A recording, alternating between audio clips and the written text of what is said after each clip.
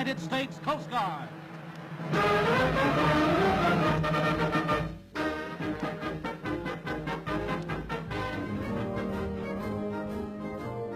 One day during the winter of 1922, the inspiration came to me to write a song of the Coast Guard. It was one of those so-called flashes that come to people at times, apparently from nowhere, but probably are related to the subconscious and originate from the great fund of mind, whence authors, inventors, etc. receive inspiration. The words of Captain Francis S. Van Boskirk, author of Semper Paratus. Semper Paratus was first published in the April 1928 issue of Coast Guard magazine. The magazine praised the song and the music as clearly exemplifying the record and traditions of the Coast Guard. 10 years later, in 1938, the song was published by the Sam Fox Publishing Company as the official Coast Guard marching song.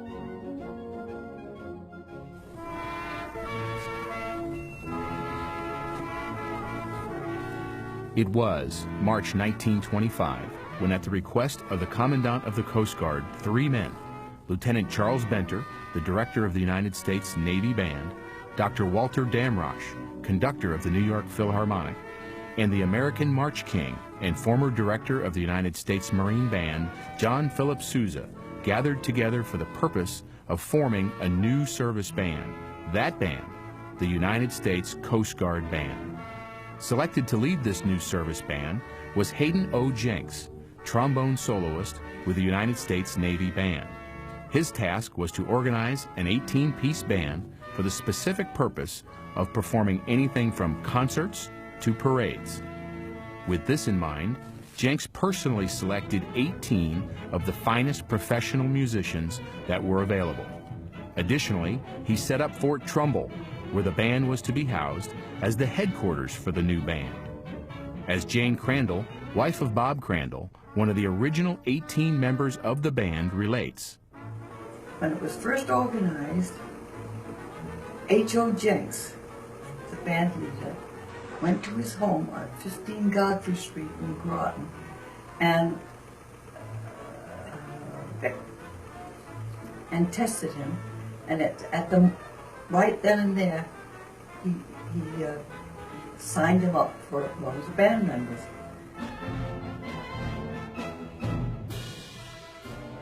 The band's first official function was to play for the arrival of the Alexander Hamilton, the newly commissioned training ship of the Coast Guard, at the New London Harbor. However, the band's first official concert had to wait until later in 1925, when it performed an outdoor concert at the Coast Guard Academy's bandstand. On December 22nd of 1925, the Coast Guard Band performed its very first radio broadcast for the Travelers Broadcast Station. Hundreds of letters praising the concert were received at the Academy after the broadcast, thus leading to the band's becoming a regular radio feature during the winter of 1926. During these early years, the band traveled to its East Coast performances aboard the Coast Guard cutter Fanny, or another similar cutter. From appearing at the Philadelphia Sesquicentennial in August of 1926 to performing at the yearly Harvard-Yale Regatta, the Coast Guard Band was quickly gaining recognition. In March of 1929, the band performed at its first presidential inauguration, and shortly after that performance, President Hoover, noticing the small size of the band, authorized the addition of 10 musicians, bringing the band's total to 29.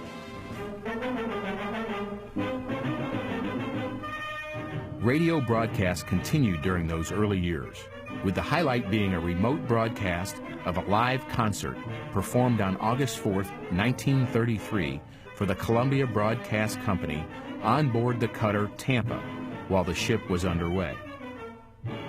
It was also in the early 30s and during FDR's first administration that the band size was increased for the second time, this time to 35 men. By this time, concerts and parades at Fort Trumbull became a regular feature, usually attracting large crowds. In 1934, Hayden Jenks retired, turning over the directorship of the band to Charles W. Messer. Messer continued the traditional concerts as well as radio broadcasts, for which the band was now becoming famous. In fact, a special remote broadcast from the Hotel Bradford in Boston on August 4, 1936, was the highlight of the Coast Guard Day celebration that year.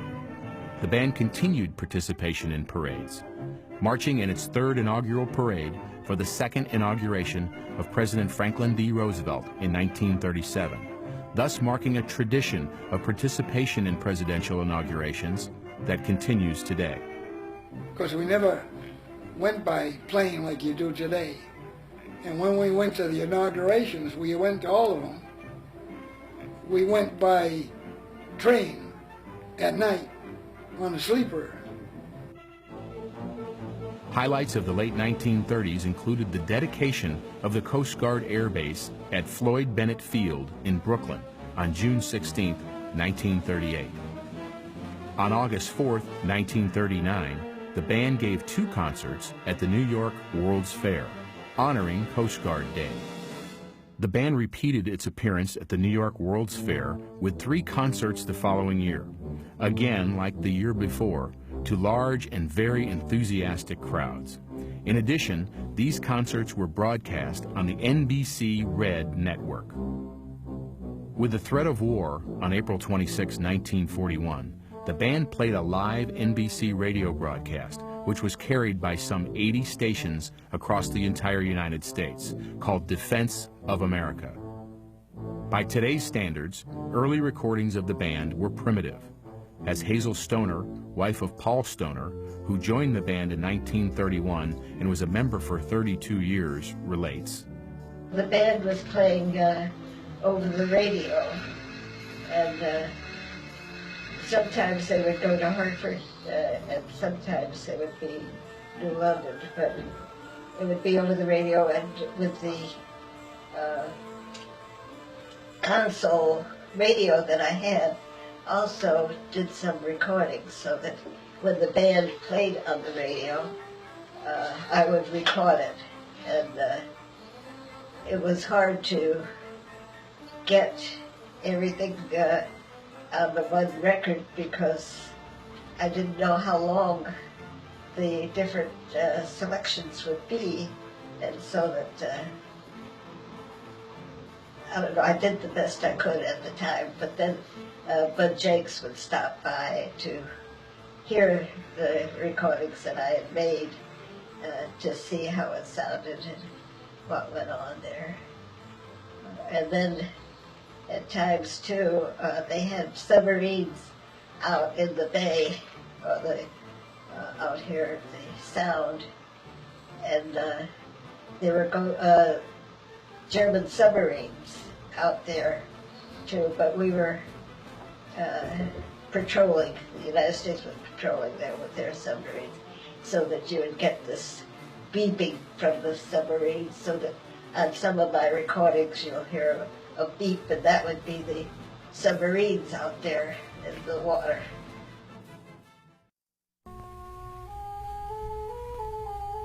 In late June of 1941, the band played a memorial concert at the New London Naval Submarine Base for the submarine 09, which sank off the Isle of Shoals during a training mission on June 20th, 1941, with the loss of all hands.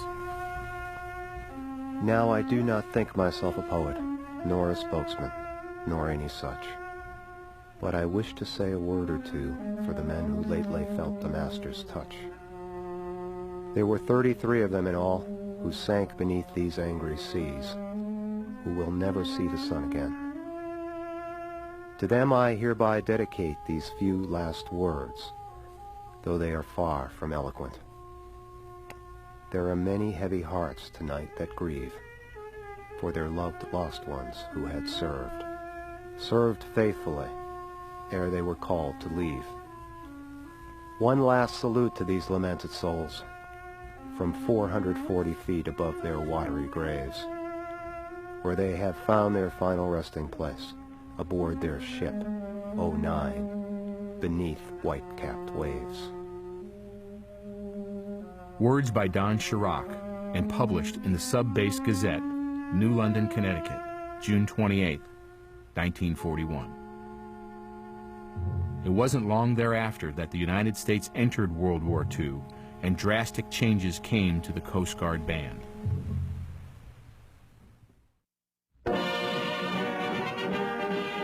On December 8, 1941, the band played a Pearl Harbor memorial concert as our country prepared to go to war.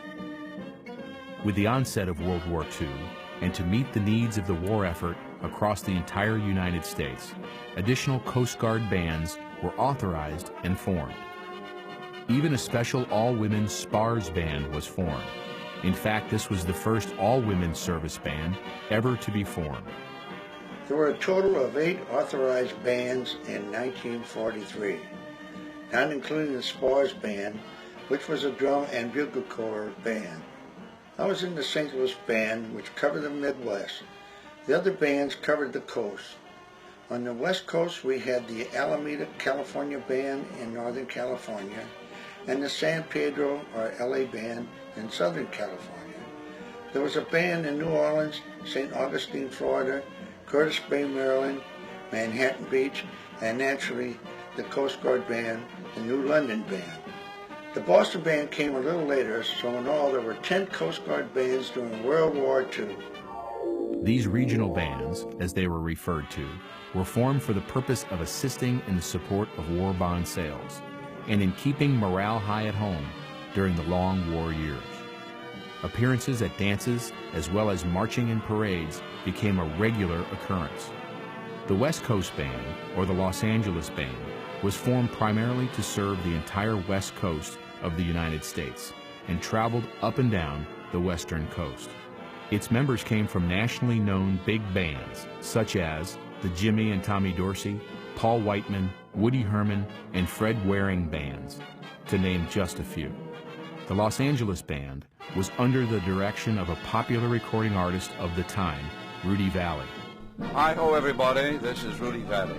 Look out below, look out below. And it played like the other regional bands for such events as war bond drives, canteen dedications, and even film premieres once the blackouts were lifted on the West Coast. The Los Angeles Band played often behind such stars of the time like Eddie Cantor and Abbott and Costello, who assisted in these fundraising events.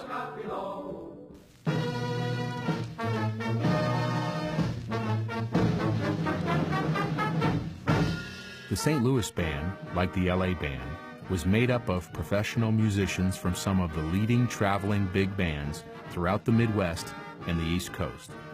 The United States Coast Guard Band will be in Chattanooga through Tuesday, March 30th.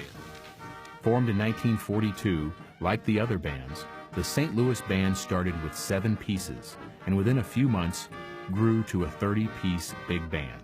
Well, when I first got into the Coast Guard, we're talking about back in 1942, and my dad had been somewhat connected with the Coast Guard Auxiliary, and he heard some talk about they were going to try to start a Coast Guard band here in the St. Louis area.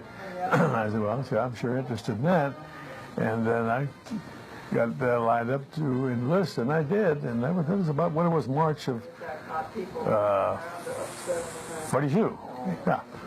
So then we went off from there and gathered some more fellows and started with a small band, and then grew to eventually in the 40s from small group and a dance band and a concert band, and a lot of fellows from the St. Louis area got into it. The St. Louis Band covered the entire Midwest, playing for the same sort of war bond drives and openings that the Los Angeles Band played for on the West Coast, and the Boston and New London bands played for on the East Coast. Our band played in most all of the 28 states that comprised the 9th Naval District that we were associated with, and we did quite a bit of playing. We were in Memphis, Tennessee, Louisville, Kentucky. We played in Des Moines, Iowa. We were up in Minnesota and Wisconsin, all the way over to Pittsburgh. We played at Swickley. I remember we were playing a dance at Swickley there, and that was when I believe at that time Irving Berlin showed up at that party, and he was a great guy, and we got to get to see him, and that's when he was singing This Is the Army, Mr. Jones, I believe is the name of the song that he composed. The bands even played at orphanages, and the St. Louis Band was on the field for the 1943 opening of the St. Louis Browns Major League home opener, besides frequently playing for USO dances and dedications of all sorts. And remembering up there when we played in Des Moines, Iowa one time for a USO thing, we were playing the Battle of the Bands with a well-known Guy Lombardo Orchestra. And we were playing at the Civic Center, and they played for 2 hours and we played for 2 hours. And what a deal that was. We really had a good time working with and seeing all those musicians and being with Guy Lombardo and his outfit. And then there was a time when we dedicated a bridge down in Chester, Illinois, over the Mississippi River, and we marched out with the band, full band, out to the center for a ribbon cutting ceremony, and we could feel that bridge swaying back and forth in the wind while we were standing there at ease with our instruments, and we thought maybe that bridge was going to fall down into the river. So it just so happened that it didn't do it that day, but 6 months later it did fall in the river, and I mean it really went down. It also wasn't uncommon for the St. Louis Band, like the other bands, to be playing behind celebrities such as boxing legend Jack Dempsey and many other stars of the time at these war bond drives and concerts. One of the important and enjoyable things we had to do was to play for, on the war bond shows, play for movie actors and actresses. And we were able to go with our highlight, I guess, was Jean Turney. She was such a beautiful woman at that time. She was 21 or 22 years old, I guess. The regional bands usually traveled by bus or train, and even when necessary, used their own personal cars to reach the next performance. In support of the war efforts, the St. Louis Band, as well as the other Coast Guard bands, did numerous radio broadcasts. Now we hear that fine old march by John Philip Sousa, Washington Post March. Only this time it has been given a streamlined arrangement by these fine young men of the Coast Guard.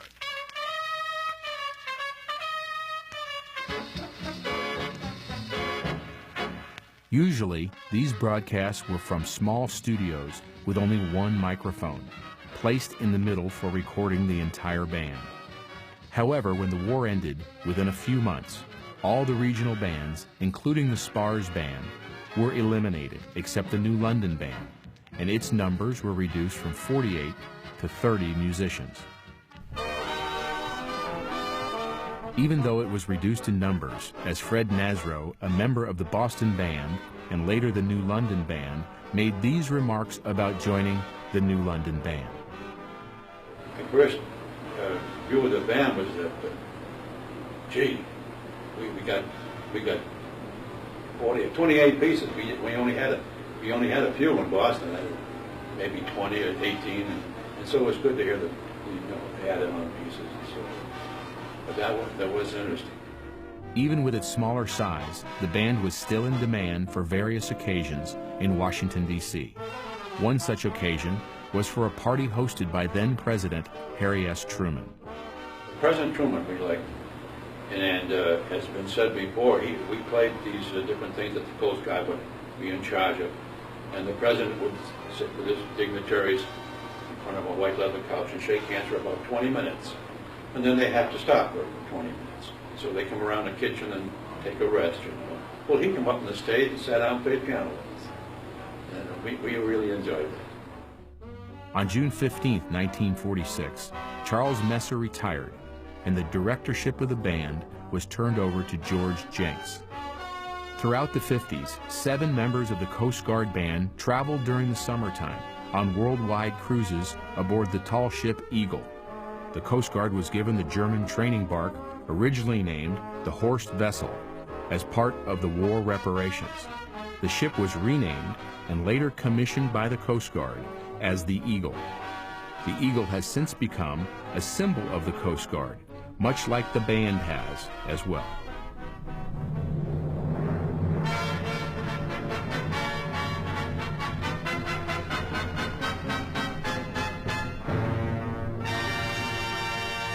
Your Coast Guard on patrol. The new director, Jenks, reinstituted the band's nationwide broadcasts, even though the band's size was reduced to 18 musicians at the end of 1951, this being the lowest number of members the band had had since its very inception, in 1925. In 1952, however, the band was once again increased, this time to 32 men. The 50s saw the band doing weekly, nationally syndicated radio broadcasts and occasionally traveling to New York City to appear on the Arthur Godfrey, Gary Moore, and Durwood Kirby radio shows which were very popular during the 1950s. On June 1st, 1960, George Jenks retired as director, and William Broadwell was appointed acting director. Later, in 1961, Broadwell officially became the fourth director of the Coast Guard Band. In early 1963, the band was again increased in size to 43 men. We were cleaning the band areas in the theater of the Coast Guard Academy when word was passed that President Kennedy had been shot. A short time after that, we were told that he had died and that the Coast Guard Band would be a part of the funeral ceremony. Shortly thereafter, the band left by train for Washington, D.C. to perform at the funeral services. We arrived in Washington, D.C. at noon and were taken by bus to Fort Myer, Virginia. The funeral was the next day, on Monday, November 25th. We left at 9:15 for the Capitol. At the Capitol, we fell in at parade formation at the further end of the Capitol, where we tuned our instruments and softly played through the music that we would do. We then marched to the side of the Capitol steps, where we stood for about 50 minutes. The band played Eternal Father, the Navy hymn. The coffin was brought down the Capitol steps and placed on the caisson. The Coast Guard Band played Four Ruffles and Flourishes and Hail to the Chief, and the hymn, O God of Loveliness. This was one of the most memorable events that I played in my 24 years in the Coast Guard Band.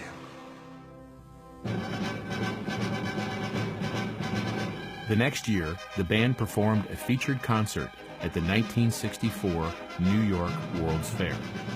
And on September 15, 1965, President Lyndon B. Johnson signed legislation making the Coast Guard Band a Congressional Service Band.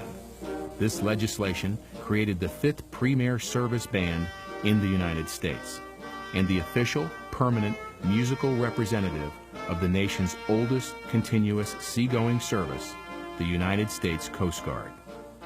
As the band entered into the 70s, it added its first female member, Connie Coughlin. It was my pleasure to join the band in, believe it or not, 1973. I was the first woman, and the band was smaller then. It was 45 people, and it was great. It's been a great experience, and music is a wonderful life for anyone. Highly suggest it. The band has been a great learning experience for me. I've had the opportunity to meet many wonderful people, travel the worldwide, been to Russia, Soviet Union, England, and Canada, and most of the United States. It's a great life. I highly recommend it for any talented musician. I was finishing up a music degree at the University of Wisconsin in Madison, and I've been with musicians all my life, and joining the Coast Guard Band was just another step in that. And the guys in the band were absolutely incredible. It was a wonderful experience, and they treated me with respect because they knew I was a talented percussionist, and it was great. There were no problems, and a lot of changes since 1973. I have to admit that. We have a lot more women in the band, and that's a good thing. That's a good thing. We tour now. We have nationwide tours and excellent audiences, wonderful crowds, and we're getting the story of the Coast Guard out to the people a lot more than we did when I first came into the band.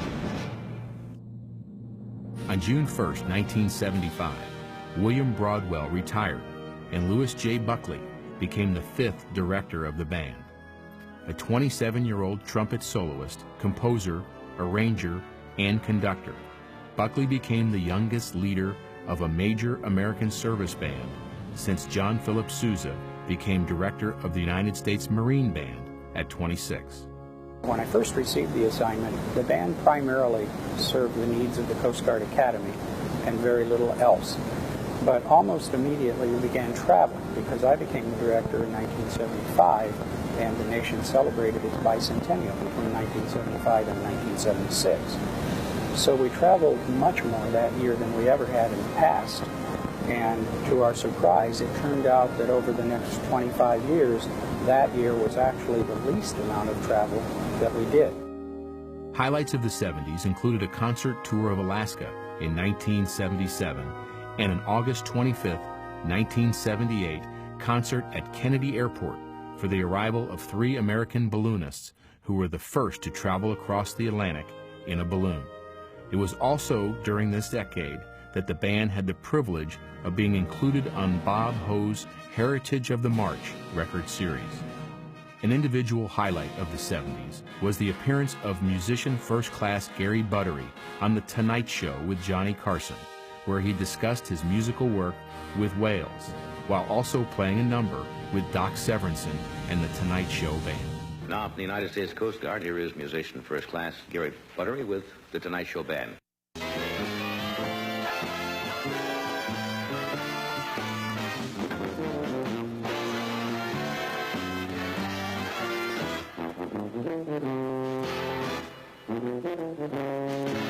As the band moved into the 80s, such memorable events included an April 13, 1981 memorial service at Washington Cathedral for General Omar Bradley and a 1983 television salute to Bob Hope. A May 1984 state funeral for the internment of the unknown servicemen of Vietnam featured the band. And in September 1985, the Coast Guard Band brass section joined with the New York Philharmonic in a performance of Tchaikovsky's 1812 Overture in New York's Central Park. During the 80s, the band continued its tradition of radio broadcasts, expanding them internationally to include Japan, Australia, Europe, and Asia. Along with radio broadcasts, the band was in demand to appear on many popular television shows, such as The Today Show and Good Morning America, to name just a few. Capping the 80s was an historic tour of the Soviet Union in June of 1989. The Coast Guard Band became the first United States military band to ever perform in the Soviet Union. In all, the band performed 7 concerts in and around Leningrad, with 2 of those concerts being performed jointly with the Leningrad Military District Band. Our participation with the Soviet band was an amazing event. We had the auditorium packed the evening of our concert, which told you that this was not just a event that was a local event, but it was really a national event. I remember people talking about seeing the band on TV in Moscow, so it was broadcast over the entire area of the Soviet Union. One of my favorite recollections, I have to say, was at the summer hunting lodge of the Tsars at Pavlovsk, which is some distance away from Leningrad. At the end of our concert, we were doing our normal routine of Stars and Stripes Forever, and out of the audience, one of the Russian gentlemen yelled, "Play America." And it was really a poignant moment in the trip. It explained to us how important it was that we were there, that we were the first, and it was a terrific event, not only for us as musicians, as members of the United States military, but also for international relations. I don't think anybody who was in the band in the late 80s or early 90s will ever forget that trip. There have been many memorable and historical events that the Coast Guard Band has performed. One such memorable event, the dedication of the gravesite of the Coast Guard's only Congressional Medal of Honor winner. One story that I'll never forget, Douglas Monroe is the Coast Guard's only Medal of Honor winner. He's buried in the small town of Cle Elum, Washington. We went out there to dedicate his gravesite and to have a memorial service there. The local bugler was assigned to play taps, and he was quite an elderly man. And he did a perfectly acceptable job. I'm a trumpet player, and I hope I can still play taps when I'm his age. But he came up to me afterwards, and he kind of apologized. He said, I did the best I could. And I reassured him we were delighted to have him participate as a member of the community. And then he said to me, well, I really wanted to do it because I played taps when we buried him. You hear something like that and you just stop. It just stops you cold. And you think, this is one of those wonderful times I'll never forget. The 90s ushered in the 200th anniversary of the Coast Guard, and this meant increased travel for the band at various celebrations and events across the U.S. Besides its hectic traveling schedule, the band continued its radio broadcasts, even finding time to travel to England in June of 1994 to play concerts and ceremonies commemorating the 50th anniversary of D-Day. In 1997, the band recorded its Americana CD, a collection of the works of prominent American composers. In the following year, 1998, the band did a live broadcast for the centennial of George Gershwin's birthday, playing among other selections the original Paul Whiteman Band arrangement of Rhapsody in Blue, featuring Alexander Markovich as the piano soloist.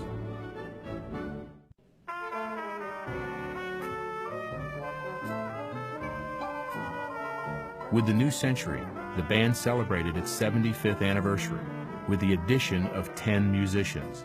The organization has changed just very recently. We went from a total number of 45 people, including conductors, to 55. And that has helped us immensely in doing the kinds of things we need to be able to do. You know, the advantage of drawing people from some of the greatest schools of music in the country now, and just the whole mission of the Coast Guard Band is really developed into more of a nationwide effort to get the Coast Guard message out to folks. There's none better way to do it than use the band. It's the #1 public relations tool that we have. And, certainly it's been great to see the addition of 10 new players in the last year. We're definitely on a par now with any of the other premier bands. So I think it's a really positive time for us. Having the 10 extra billets gives us the chance to fulfill the composer's vision of what the music should be, because we can cover every part now.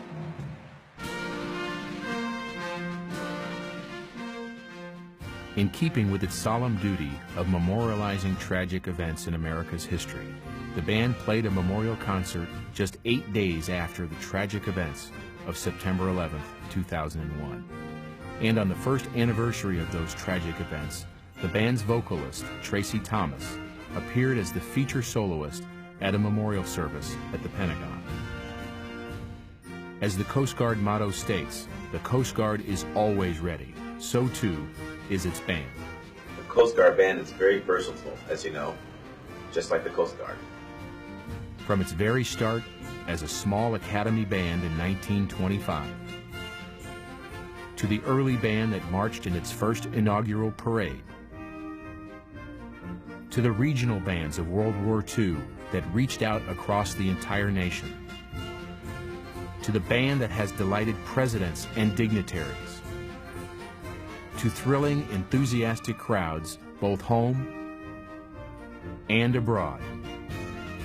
The United States Coast Guard Band stands ready to meet the future.